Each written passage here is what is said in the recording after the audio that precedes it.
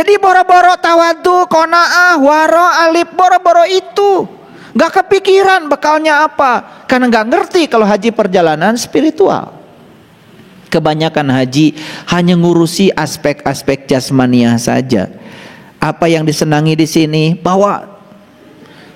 Iya. Mohon maaf. Nah, cukup bekal? Nggak cukup. Harus bawa senjata.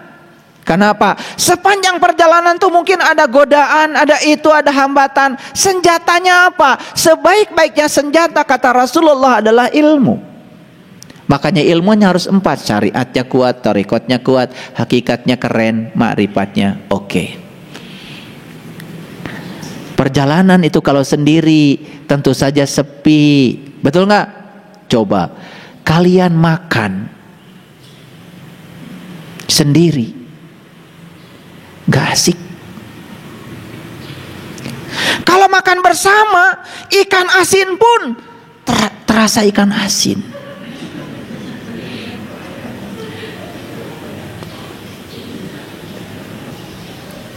Betul? Jangan berlebihan kalau ngomong. Kalau makan bersama ikan asin pun terasa gepuk gitu, gak mungkin tuh, bohong. Makan sendiri, makan bersama ikan asin tetap aja terasa ikan asin. Kadang-kadang kita kan suka pintar sekali ya mencari pembenaran. Gak apa-apa, saya kurang ganteng juga. Yang penting hati saya baik. Kalau itu boleh sih, boleh. Udah kurang ganteng, hatinya buruk, dompetnya kempes, jalan diseret-seret, bawa sendal aja udah berat, gimana bawa masalah hidup. Makanya kalian kalau jalan jangan diseret-seret ya. Murid saya jalannya diseret, aduh, mawa sendal wae geus ripuh. Makanya perjalanan supaya asik harus ada sahabat. Itulah perlunya kita punya komunitas, punya keluarga spiritual. Rindu gak kita ketemu dengan sahabat-sahabat? Ada kerinduan. Karena apa? Fa asbahtum bi ni'mati ikhwana. Aku sudah jadikan kamu sebagai sahabat dengan nikmat yang aku berikan padamu. Kan gitu. Kadang-kadang mohon maaf ya, sedarah, kalau tidak ada frekuensi spiritual yang sama, mungkin terasa jauh. Tetapi orang yang jauh baru kenal beberapa hari, karena ada kesamaan energi, kesamaan spiritual, selalu dirindukan. Karena di Quran dikatakan fa asbahtum bi ni'mati ikhwana. Aku sudah jadikan kamu menjadi sahabat dengan nikmat yang aku sudah berikan kepadamu. Apa nikmat? Nikmat yang tertinggi adalah bertemu Tuhan. Sudah lengkap. Coba perjalanan apa aja yang belum kita punya? Kendaraan? Oke. Sehat nggak? Ya, keluaran mana itu kendaraannya? Perbaharui terus setiap saat, tune up. Iya, perbaiki kendaraannya, olahraga, jalan yang bagus, makan yang sehat. Supir, udah, ya, awas supirnya yang bagus, jangan yang tercela. 3 penumpangnya jiwa, siapkan supaya jiwa kita terus melakukan pembaharuan perjalanan. Sucikan jiwa setiap saat. Jalannya harus bagus, aspal, hot mix, lebar. Petunjuk jalan, pahami kitab suci sesuai dengan keyakinanmu. Penuntun jalan, miliki seorang guru agar bisa ngajarin kepada kita bagaimana cara membaca kitab suci. Jangan salah persepsi, jangan salah proyeksi. Bekal, miliki bekal, takwa. Senjata, ilmu. Makanya orang yang banyak ilmunya bukan sekedar berwawasan luas, tetapi dia pun menjadi luas. Orang yang berwawasan luas pasti luas. Dan orang yang berwawasan sempit pasti kaku. Kerjanya nyalahin orang, merasa diri paling benar. Itulah karena pengetahuan itu sempit. Dan yang terakhir, milikilah sahabat. Baik. Apa yang harus dilakukan sepulang haji? Nah, ini aja, perhatikan saya. Boleh dicatat. Yang harus dilakukan sepulang haji adalah praktek ihram, praktek tawaf, praktek sa'i, praktek tahalul, praktek wukuf, praktek melempar jumroh ke dalam kehidupan sehari-hari. Awas, jangan salah menangkap pemahaman saya. Praktek ihram, isuk-isuk ngeluarkan kain ihram, geus balik ya. Sudah sampai di Indonesia, saya mau praktek ihram. Kaos dalam dibuka, baju dibuka, celana dalam dibuka, dar pakai ihram. Ini ke masjid atau disengsarikan batur.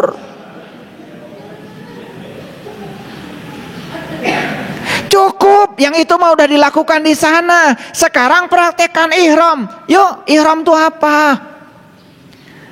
Tawaf itu apa? Sa'i itu apa? Prakteknya gimana? Ini yang salah kaprah. Praktek ihram malah di Indonesia memakai kain ihram. Mereka mana? Nah, mereka yang dapat mempraktekkan semua ritual haji ke dalam kehidupan nyata, itu yang disebut dengan mabrur. Mereka yang berulang kali pergi ke sana tapi tapak lacak mah tidak ada perubahan, nu kitu mah disebutna mabur.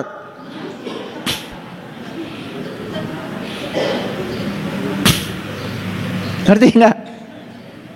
Jadi yang satu mabrur, yang satu mabur. Malah membangga-banggakan diri dengan gelar baru yang dibikin sendiri. Da Allah mata temasian gelar kasasa oge. Sugahan wih ti ditu teh dicegat di Cengkareng, diwisuda ku Allah. Dan nu marengaran ka maneh teh maneh sorangan. Haji itu artinya pengunjung. Ketika di sana kita pengunjung, cing atuh geus balik mah cing sadar. Maneh teh geus balik ka dieu. Geus balik ka dieu hayang dipanggil haji, gak asup akal.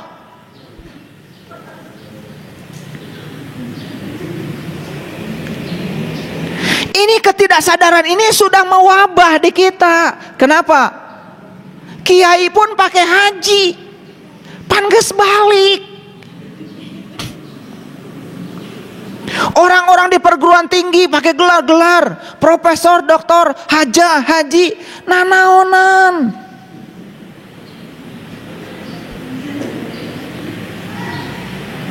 Ngartos henteu? Kalian juga sama. Sahur Bu Haji oge. Bari ngomongkeun batur. Perhatikan saya. Siapa yang mabrur adalah mereka yang mampu mempraktekkan semua ritual. Kan saya bilang tadi agama bukan hanya ritual, tapi agama adalah perubahan perilaku. Dipraktekkan dalam hidup sehari-hari sampai terjadi perubahan perilaku. Itu namanya mabrur. Jadi gimana caranya kita mengukur seseorang hajinya mabrur atau tidak? Bukan ketika sedang haji, tetapi selesai menjalankan ritual, seperti apa yang terjadi pada dirinya. Sama seperti sholat. Kapan seseorang itu sholatnya itu mabrur? Bukan ketika sholat, setelah selesai sholat. Makanya kata Nabi, as-sholat mi'rajul mu'minin.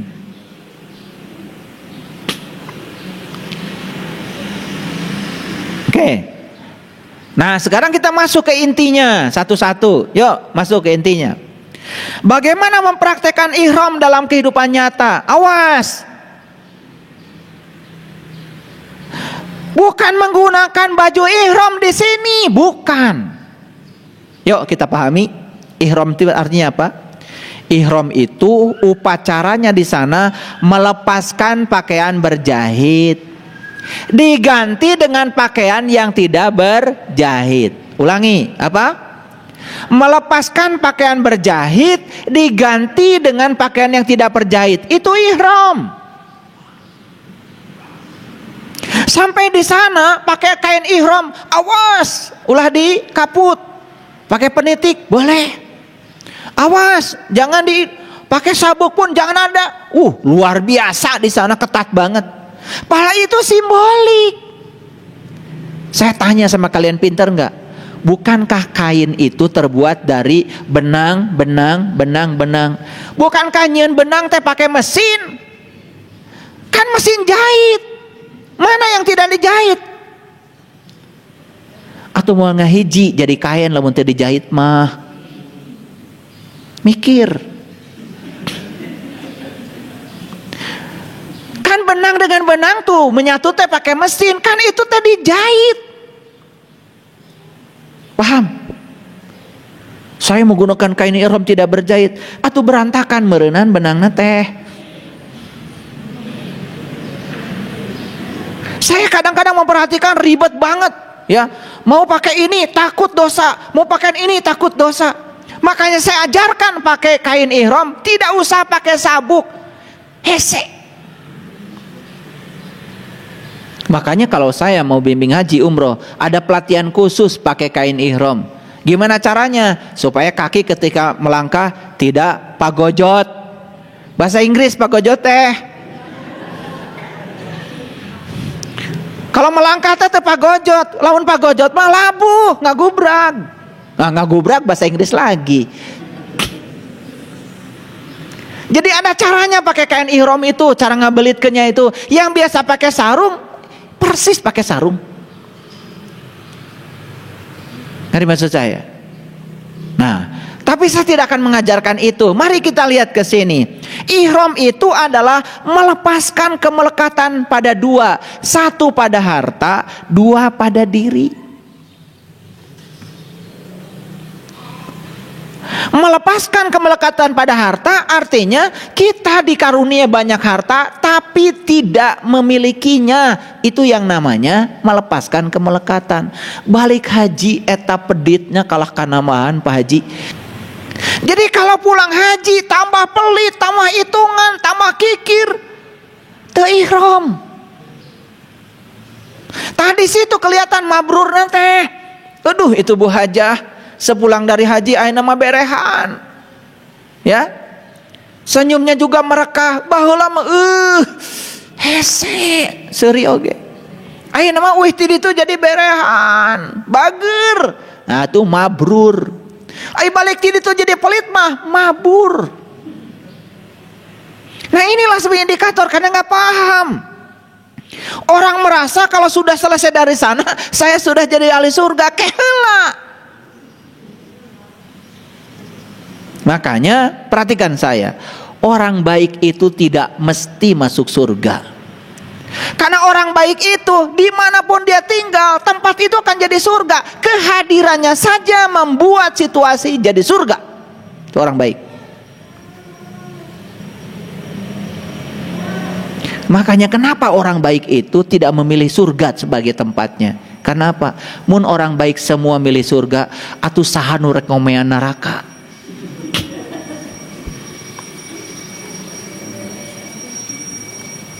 Maka jangan tinggal di zona nyaman.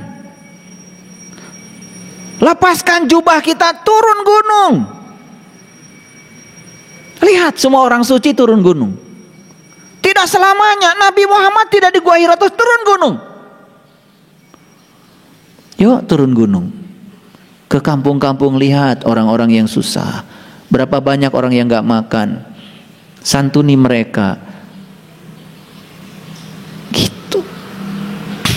Gitu nggak? Ada nggak orang pulang haji ke kampung-kampung ngebagikan duit? Nah, ayo nggak? Tambah pelit.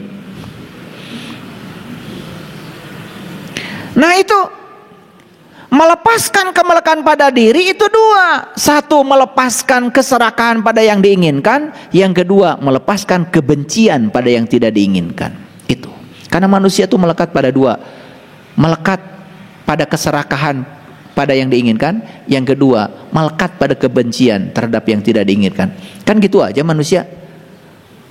Terhadap yang diinginkan terus aja pengen dapat, terhadap yang tidak diinginkan terus aja pengen menghindar, menendang dan mencengkram. Eureun atuh Kalau sudah ihram. Yuk, sekarang kita koreksi ya pada diri kita. Nih yang sudah pada pulang haji nih, selamat ya, sudah datang di tanah air. Sekarang saya tanya, geus bisa ihram acan di dia?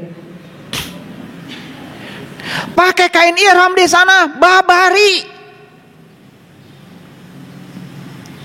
Setelah pakai kain ihram, apa yang kalian lakukan di sana? Pasti dipoto.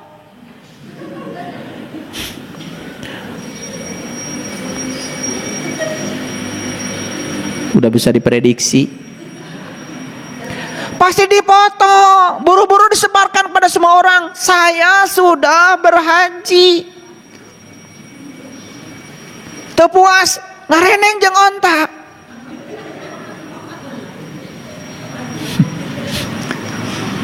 Tuh, sari kan? Tata nu seri pangtarik nanti pasti rumasaeun. Jadi bukan mikir, kenapa saya pakai kain ihram? Kenapa yang pakai kain ihram laki-laki? Kenapa perempuan gak pakai kain ihram? Pernah nanya enggak? Dah nanya tuh. Coba pertanyakan, kenapa yang pakai kain ihram cuma laki-laki? Apaan haji itu perjalanan ruhani? Laki-laki dalam bahasa Al-Qur'annya ruhani. Jadi simbol dari laki-laki pakai ihram, sucikan jiwamu, sucikan jiwamu. Dah badanmu mah tidak bisa dibersihkan. Rek wudu ku cai jam-jam di ditu tetap aja air kencing aya di jero awak urang. Kadang-kadang mohon maaf ya, orang Indonesia luar biasa. Ketika dibilang, kita sekarang wudunya pakai zam-zam, istimewa. Istimewa lebah manana? Cai kene. Ngerti tak wudu teh naon? Wudu itu artinya berpisah, bukan bersuci. Memang sudah berpisah kamu dengan yang selain Tuhan? Apa kamu sudah ihram? Itu pertanyaan. Yuk. Karena ada HP nih di Indonesia. Di sana ada HP juga. Begitu sampai di sana, boro-boro perjalanan spiritual. Seetik nelepon. Kada eta warung geus buka acan. Di haji mikiran warung. Sebalanya minyak acan.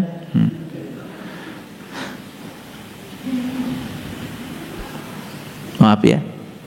Yang punya proyek selama di sana mikirin proyek terus. Gimana? Jadi kebanyakan hanya upacara. Ihram itu hanya upacara, pakai kain ihram, tengerti, tidak pernah nanya. Saya begitu sampai di sana, pertama saya tanya Mutawib, kenapa yang pakai kain ihram cuma laki-laki, perempuan tidak? Tidak bisa ngejawab. Paling jawabannya, atuh mun istri nganggo ihram apa orat, cuman gitu paling oge. Kumaha carana teu orat sok, da bisa dibulankeun. Karena ini ada pesan spiritualnya. Karena haji perjalanan rohani, maka yang pakai kain ihram cuman laki-laki. Qad afla man zakkaha wa qad khaba man dasa. Beruntung mereka yang menyucikan jiwanya dan rugi yang mereka yang mengotori jiwanya. Jadi haji itu menyucikan jiwa. Apakah orang yang pulang dari Makkah itu suci? Kalau pakai kain, pakai sirah, pakai peci bodas, gampang, tinggal beli 2 real.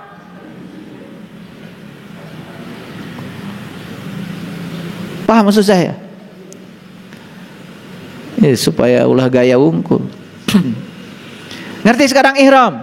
Jadi inti sarinya ihram adalah melepaskan kemelekat pada harta dan diri. Diri itu ego. Ego itu nafsu.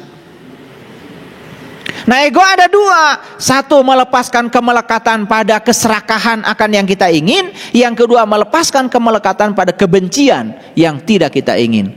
Terima semua apa adanya. Kalau masih tidak terima, namanya masih melekat. 1, itu baru ihram. Dulu waktu haji dijelaskan gak begini ihramnya? Ya enggak. Pokoknya pakai kain ihram, caranya kieu pakai sabuk, riweuh paciweuh.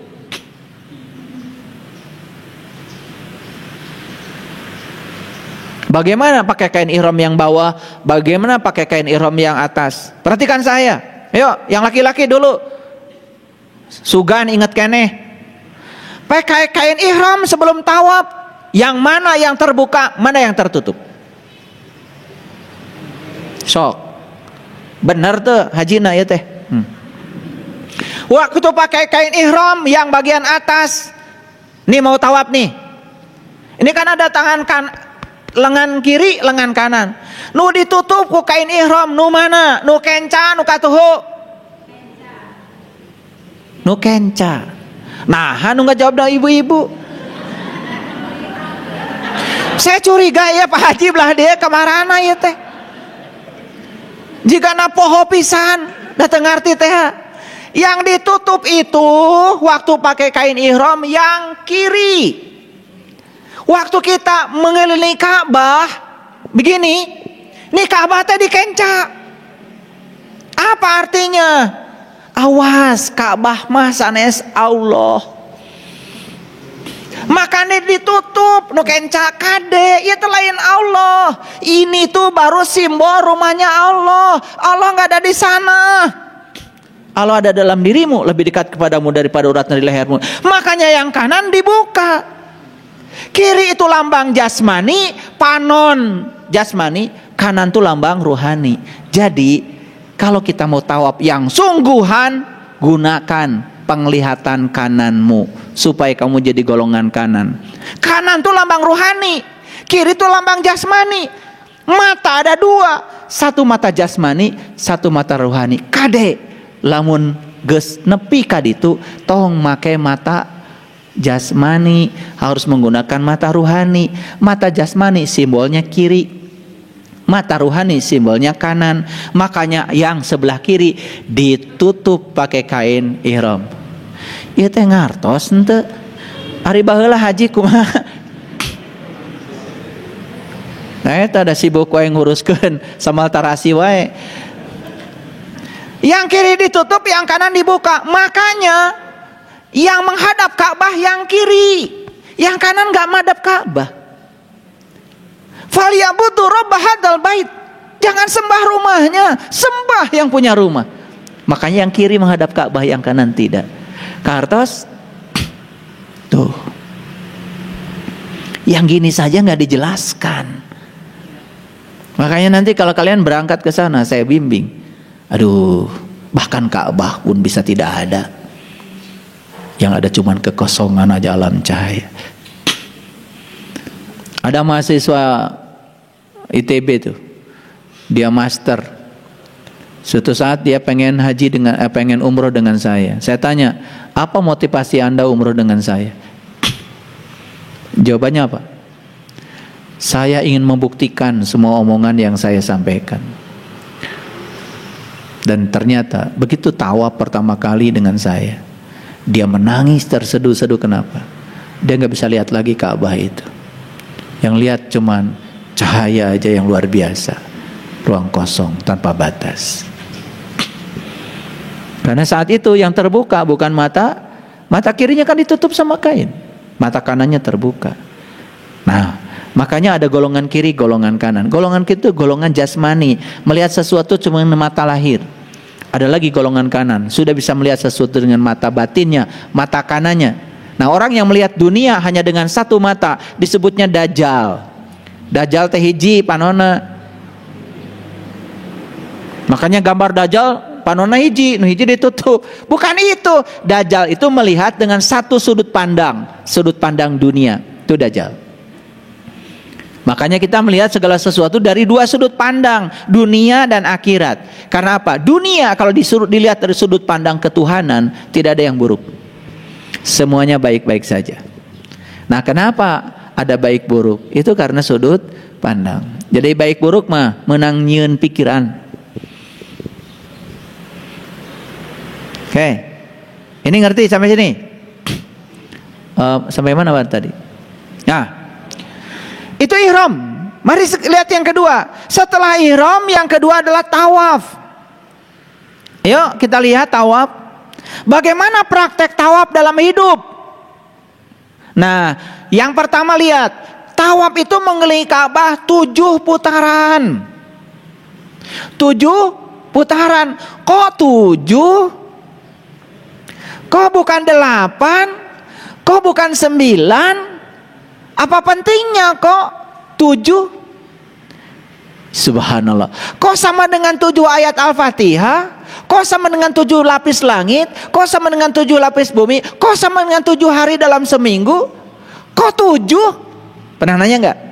Saya yakin kalian nggak nanya. Suruh muter, muter aja.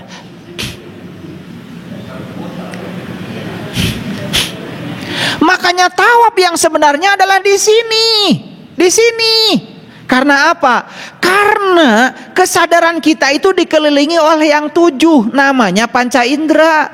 2 telinga, 2 mata, 2 pernapasan, 1 mulut. Kendalikan yang 7, itu tawaf yang sebenar-sebenarnya.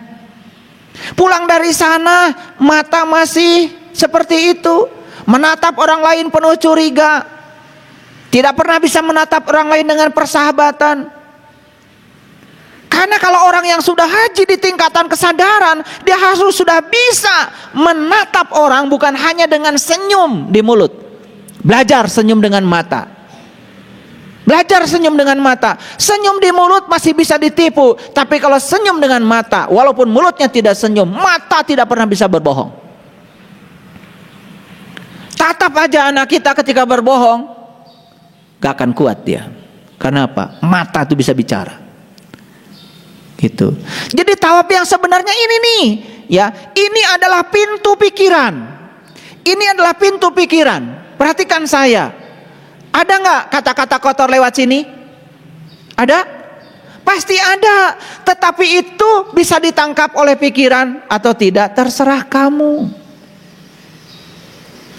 Kan sudah saya bilang, sakit hati bukan urusan orang, sakit hati berurusan kamu, tergantung pikiranmu. Jadi kalau yang masuk di sini mental, yang masuk di sini mental, yang masuk di sini mental, yang masuk di sini mental, apa yang terjadi? Pikiran akan selalu suci dan tidak tercela. Nah, ciri orang yang sudah tawafnya keren, dia bisa mengendalikan yang 7 untuk menjaga kesucian pikirannya. Karena pikiran itu secara saintifik, ya, itu akan terganggu tergantung masukan dari yang 7.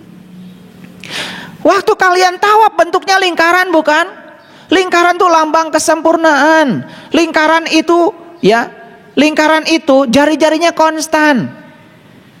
Jari-jari itu melambangkan jarak antara pusat dengan pinggiran.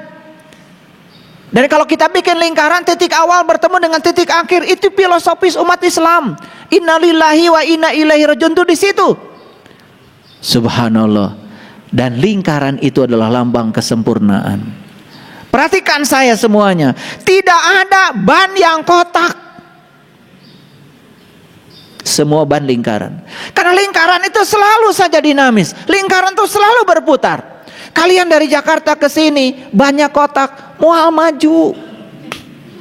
Begitu banyak lingkaran, terus diulang, terus diulang. Karena lingkaran terus berulang, kalian sampai dari Jakarta ke Bandung, disampaikan oleh lingkaran. Makanya jangan di kotak, harus di lingkaran. Kotak itu lambang dari keterbatasan. Kotak itu lambang dari pemisahan. Jadi lingkaran. Yuk, saya tanya, Ka'bah bentuknya apa? Nah, tuh muter nanti kotak. Pernah nanya? Pasti nggak nanya. Kalau saya dulu nanya, kan Ka'bah geometriknya kotak, kenapa kita muternya harus lingkaran? Itu adalah filosofisnya luar biasa. Makanya lingkaran luasnya 22/7 kali jari-jari kali jari-jari. Yuk, 22/7 kali jari-jari kali jari-jari. Keren banget. 22 itu adalah lambang dari Quran surat Al-Hajj, haji.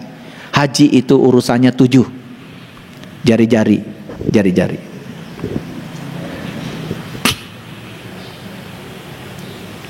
Pernah belajar matematika kan? Rumus lingkaran pi r kuadrat. Pi itu 3,14. 22/7 kali jari-jari kali jari. Harus 2 jari-jarinya. Kali jari-jari kali jari-jari.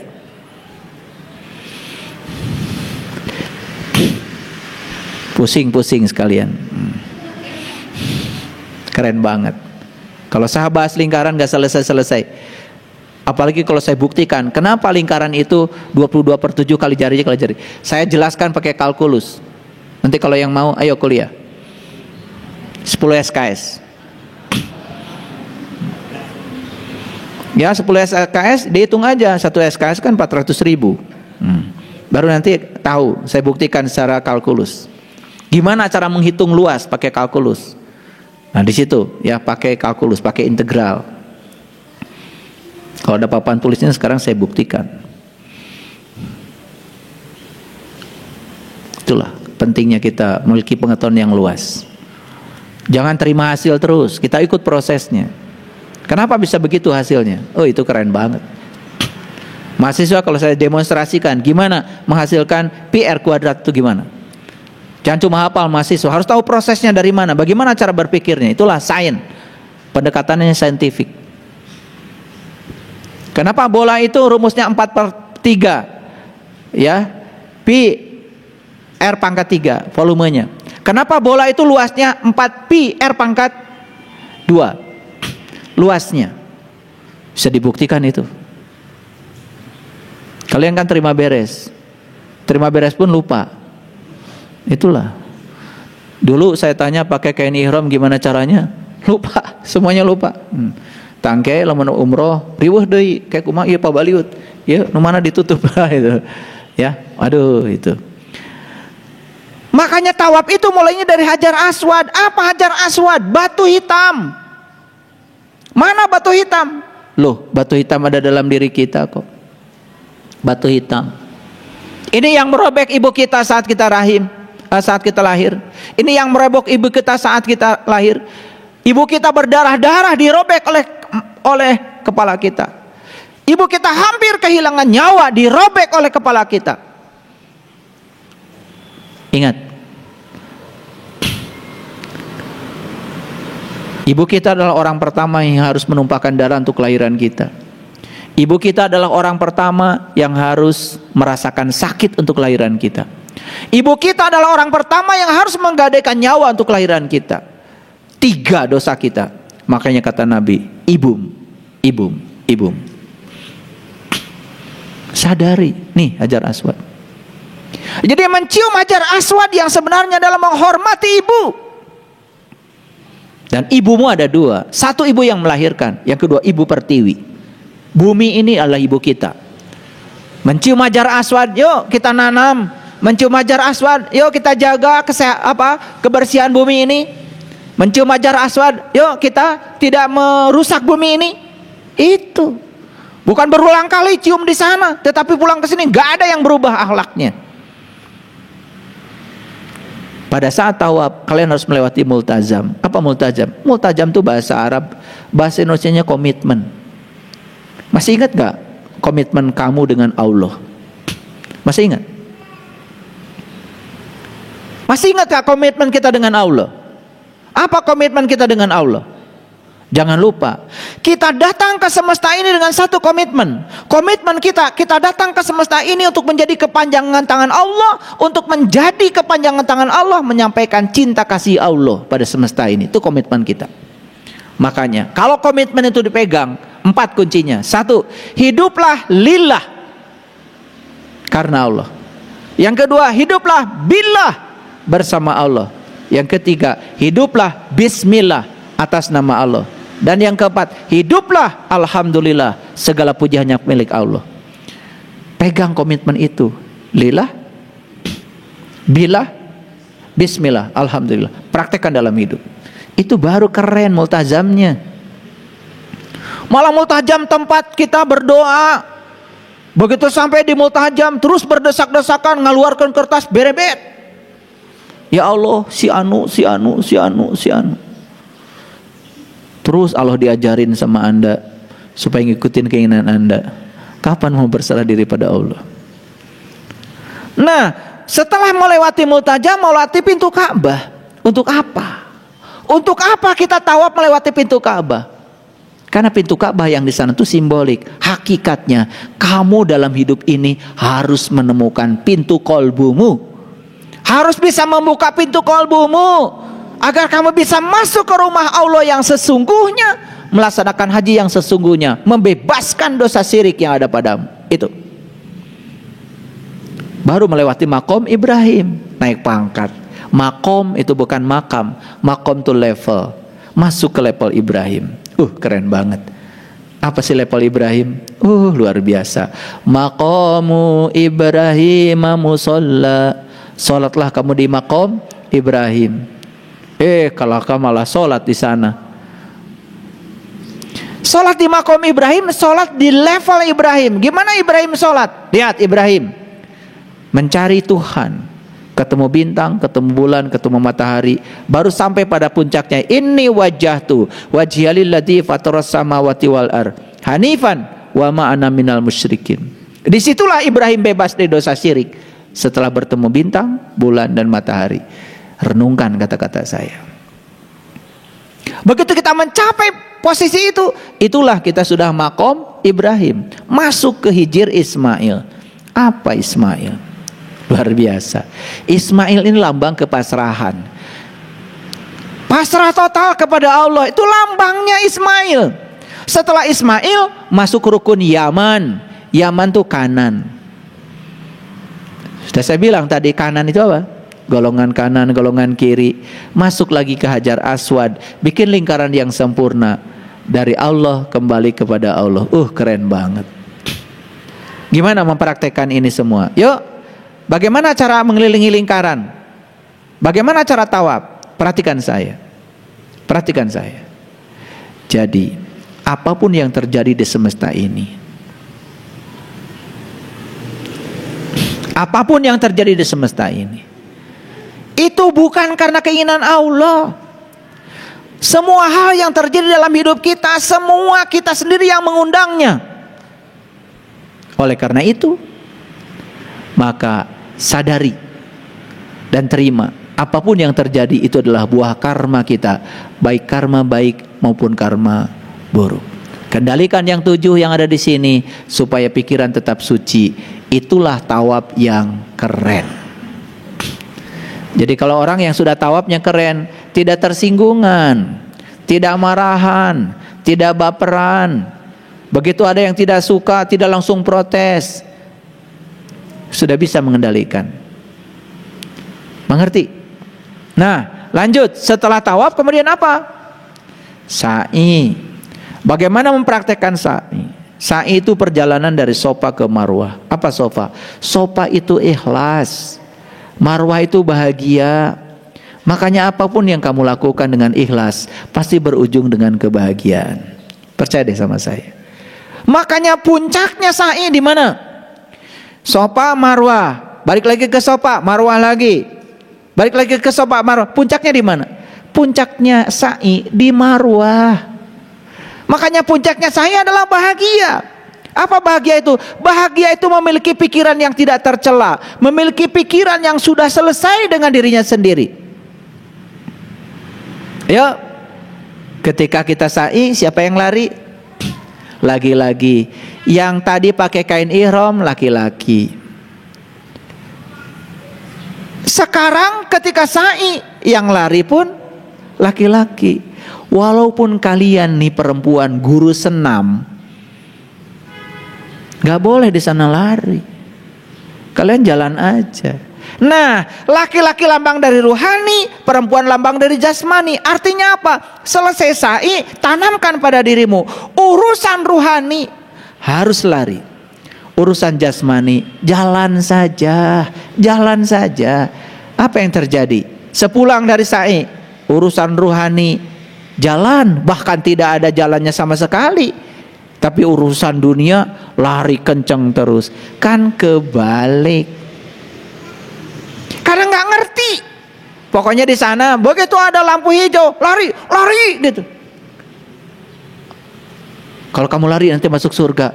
Masa lu surga cuman lari? Kalau kamu nggak lari masuk neraka. Masa cuman nggak lari masuk neraka? Itu simbolik.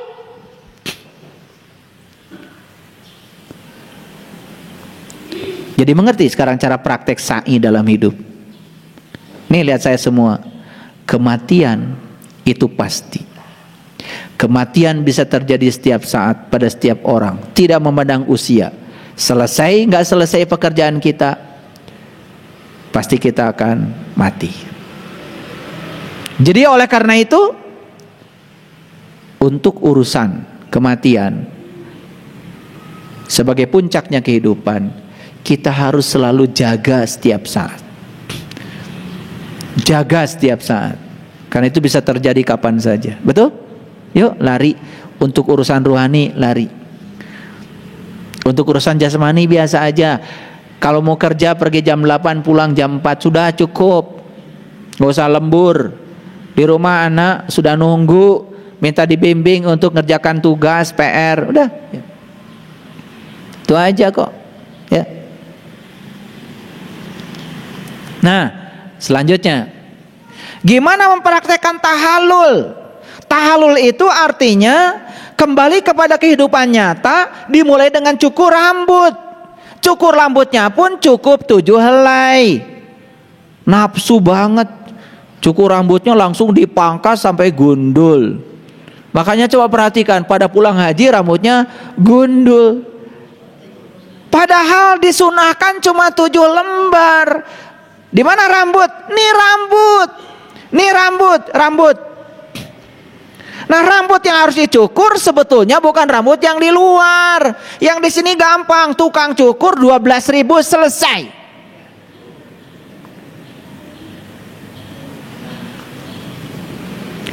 Hampir semua tukang cukur yang nyukurin rambut luar ini dari Garut. Saya dicukur di Malang, orang Garut. Dicukur di Samarinda, orang Garut. Saya pernah dicukur di Makassar, Garut juga. Ternyata di Garut ada sekolahannya. Iya. Nah, karena saya juga orang Garut, saya tidak tertarik nyukur yang luar. Saya ingin nyukur yang dalam. Itu. Sama-sama Garut. Yang nyukur luar 12.000. Yang dalam masa 12.000. Makanya saya sekarang bagian nyukur sama, tapi saya nyukur yang dalam. Cara berpikir yang buruk, yuk kita perbaiki. Pola pikir yang salah, yuk kita perbaiki. Cukur yang dalam. Itulah haji. Haji itu bukan nyukur rambut yang luar, cukur rambut yang dalam. Makanya cukup 7 helai. Mana yang 7? Lari lagi ke sini. 1, 2, 3, 4. Karena apa? Keritingnya pikiranmu itu tergantung pada yang 7 ini. Begitu yang masuk, begitu pola pikirnya salah, setiap yang masuk dari luar langsung membuat rambutmu gondrong di dalam, keriting di dalam. Apa yang terjadi? Perlawanan, penolakan, permusuhan, kebencian. Tuh rambut-rambut yang harus dicukur. Itu urusan saya. Makanya saya bilang sama teman-teman yang dari Garut, kamu bagian nyukur yang luar, biar saya bagian nyukur yang dalam. Cuman gak ada teman sampai sekarang. Dan nggak antri kalau cukur rambut dalam. Beda dengan cukur rambut luar. Ngerti maksud saya? Ya. Jadi nggak sembarang nih saya dari Garut. Ya, bagian cukur rambut bagian dalam. Nah, itu. Profesi saya itu sekarang. Nah, jadi cukur rambut dulu sebelum masuk ke kehidupan nyata. Itu namanya tahalul. Tahalul sendiri artinya kembali ke kehidupan nyata, diawali dengan cukur rambut. Lihat saya semuanya. Jangan kembali ke tanah air, rambut dalammu belum dicukur. Jangan kembali ke tanah air membawa kesadaran lama, pikiran lama, sifat lama. Cukur dulu dong di sana. Sehingga balik ke sini udah berubah. Anak nakal waktu sebelum pergi ke sana. Sekarang pulang dari sana, gak apa-apa. Anak adalah tamu agung, titipan semesta. Biarkan saja, mencoba dia. Karena setiap yang dia lakukan pasti akan berbuah akibat. Biar merasakan, gak apa-apa, santai aja. Sebelum pergi ke sana turut campur pada urusan anak. Pendidikannya harus ini, pekerjaannya harus ini. jodohnya pun diatur-atur oleh kamu. Apa-apaan. Pulang dari sana mulai sadar, anak adalah titipan semesta untuk saya. Mereka adalah tamu agung yang harus jadi dirinya sendiri. Urusan pendidikan, biarkan mereka menemukan kesukaannya apa. Urusan pekerjaan, biarkan mereka kerja di mana. Siapa tahu, ya mereka akan menemukan sendiri. Urusan jodoh, biarkan saja mereka cari sendiri. Gitu. Nah, tahalul. Gitu nggak sepulang haji dulu? Boro-boro, ngerti juga enggak. Pokoknya kalau sudah pangkas rambut sudah. Makanya Arab kan nafsu banget. Begitu orang selesai haji, wah langsung dipanggil, langsung. Ya, $5. Tok tok tok tok tok, sampai berdarah-darah. Karena dia diburu itu waktu. Ya, pakai mesin, satu orang 2 menit selesai. Itu makanya banyak yang darah-darah gitu ya. Saya perhatikan. Gak usah nafsu. 7 helai. Ini pulang dari sana sampai botak. Kalau yang luar dibotakin tapi yang dalam tidak dirubah, ya buat apa? Mengerti sekarang? Ada apa dengan kepala harus dicukur? Makanya ketika wudhu juga kan harus ada menyapu kepala. Di Quran dikatakan wamsahu birusikum. Kalau kamu ingin selesai wudhumu, maka sapulah kepalamu. Udah tahu cara nyapu kepala? Sudah kalian. Pakai air langsung gini. Itu ngusap. Itu ngusap kepala. Di Quran tidak ada usaplah kepalamu, yang ada sapu kepalamu. Tahu nyapu? Cari yang bersih, cari yang kotor. Cari yang kotor. Gimana sih nyapu cari yang bersih? Nyapu itu cari yang kotor. Kalau yang kotor-kotornya dibuang kan sisanya bersih. Jadi bersih itu alami, bersih itu sudah ada di sini. Paham? Nyapu itu bukan cari yang bersih, cari yang kotor. Yuk sapu kepalamu, sapu cara berpikirmu yang membuat kamu sering tidak bahagia, sapu pikiranmu yang membuat kamu sering benci pada orang lain. Itu karena kesalahan berpikirmu sendiri, harapan-harapanmu sendiri. Sapu. Ayo, nyapu pakai apa? Pakai sapu. Nah, di Quran dikatakan wamsahu birusikum, sapu kepalamu. Sebelum kalian ngusap kepala pakai air, mikir dulu. Itu cuma simboliknya. Sudah tahu sapunya buat nyapu kepala? Udah tahu belum? Itulah pentingnya kita belajar meniti ke dalam diri. Yang sudah saya ajarkan meniti ke dalam diri, yuk sapu pagi dan petang. Kan di Quran dikatakan, pasabbihu bukratan wa asila. Sucikanlah Tuhanmu pagi dan petang. Ketika kita menyucikan Allah pagi dan petang, maka insya Allah lama kelamaan kotoran-kotoran di sini itu disapu. Karena sapunya nanti diberikan oleh Allah. Allah yang akan menyapunya. Makanya orang-orang yang rajin pagi dan petang terus meniti ke dalam diri. Makanya perhatikan, lama kelamaan semua pikiran-pikiran yang buruk di kepalanya sirna. Apa yang terjadi? Fisiknya jadi sehat. Yuk ya, yang fisiknya kurang sehat itu jelas ya, itu masalahmu ada di pikiranmu. Makanya pikiran harus didobrak dulu ya. Tahalul. Keren nggak kalau haji kayak gitu? Dulu hajinya keren nggak? Ketawa.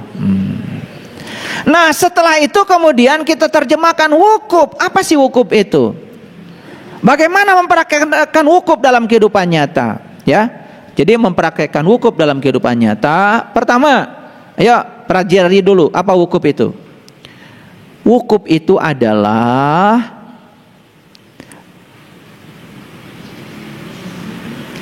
arti yang sebenarnya dari wukuf, tahu nggak? Wukuf itu artinya diam. Diamnya apa? Bukan diamnya badan. Wukuf itu diamnya pikiran. Karena pikiran itu tidak pernah diam, loncat ke masa lalu, loncat ke masa depan. Kalau tidak memikirkan kenangan, terus terjebak oleh harapan sampai lupa dengan saat ini, di sini, sekarang. Itulah wukuf. Wukuf itu hadir di sini, saat ini, sekarang.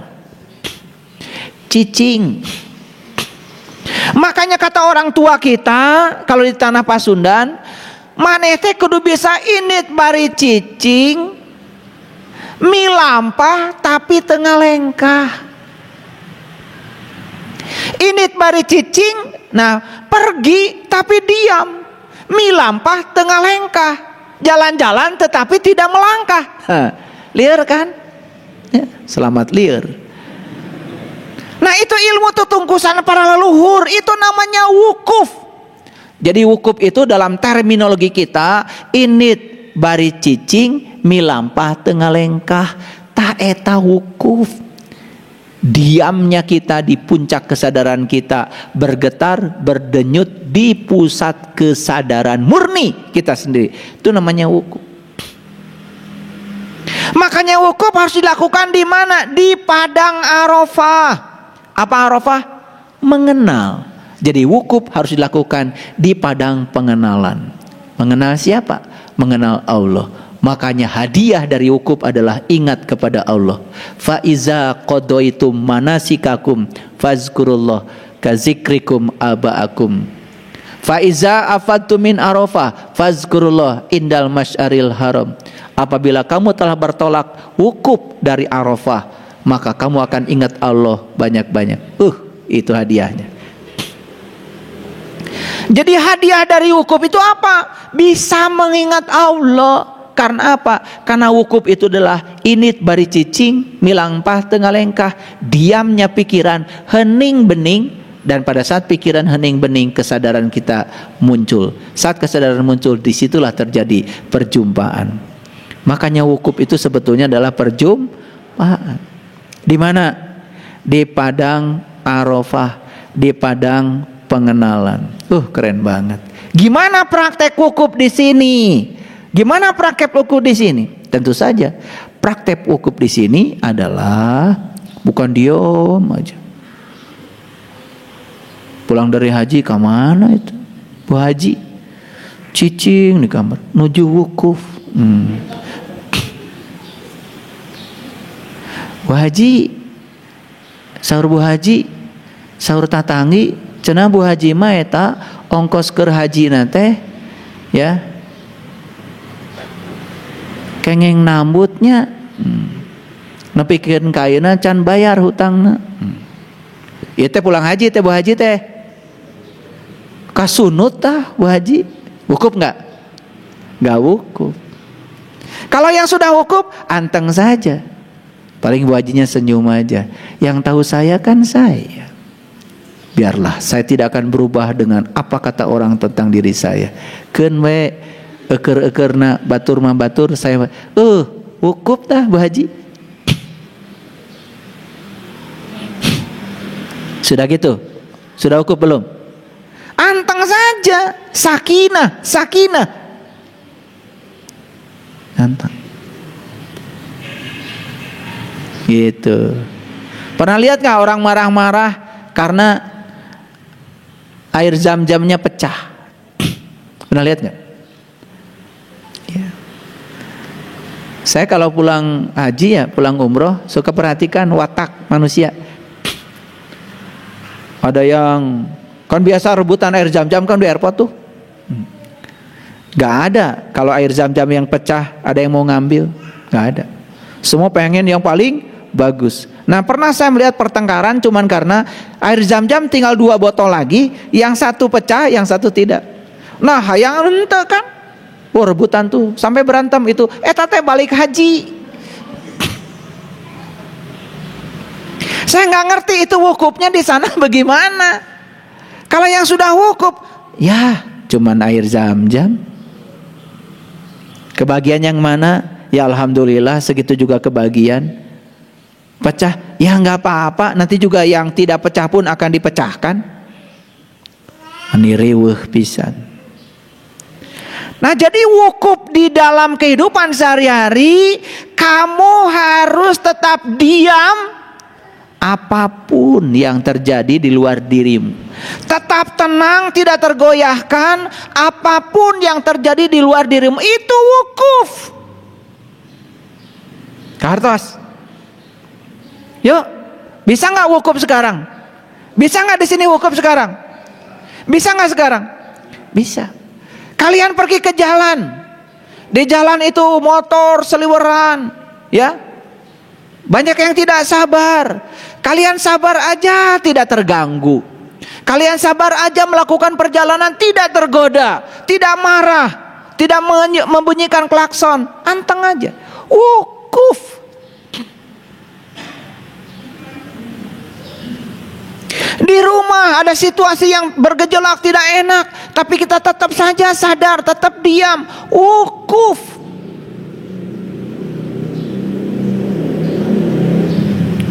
Saya tanya, waktu kalian wukuf di Arafah gampang nggak? Gampang nggak? Gampang, tinggal diam. Tapi wukuf dalam kehidupan memang tidak mudah. Untuk tetap diam, tidak bereaksi terhadap situasi yang tidak nyaman, itu tidak mudah.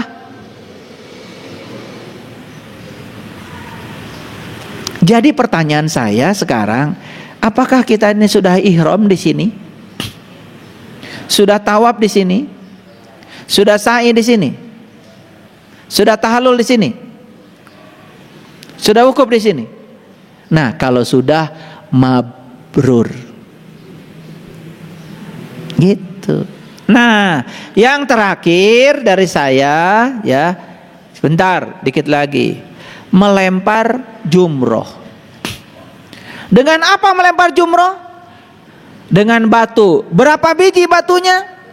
7. Kalau melempar berarti ada yang harus dilempar dong. Ngelempar apa? Emang setan di sana? Emang setan di Mina? Kalau setan di Mina ya sudah, berarti di Indonesia nggak ada setan. Ternyata kenyataannya setan ada di mana-mana. Setan itu adalah pikiranmu yang palsu, pikiranmu yang gelap, pikiranmu yang bukan dirimu. Setan itu adalah pikiranmu yang tidak terterangi oleh cahaya ilahi. Itu setan. Kapan si setan ini bereaksi? Ketika ada masukan dari yang 7. Lihat saya. Ketika ada yang masukan dari sini 2, masukan dari sini 2, masukan dari sini 2, masukan dari sini, maka ini akan bereaksi. Reaksi kita di sini itulah setan. Makanya lempari dengan 7 batu. Yang dilempari bukan yang di sini. Lempari aja ininya semua. Maka yang ini akan menjadi damai. Itu namanya lempar jumroh.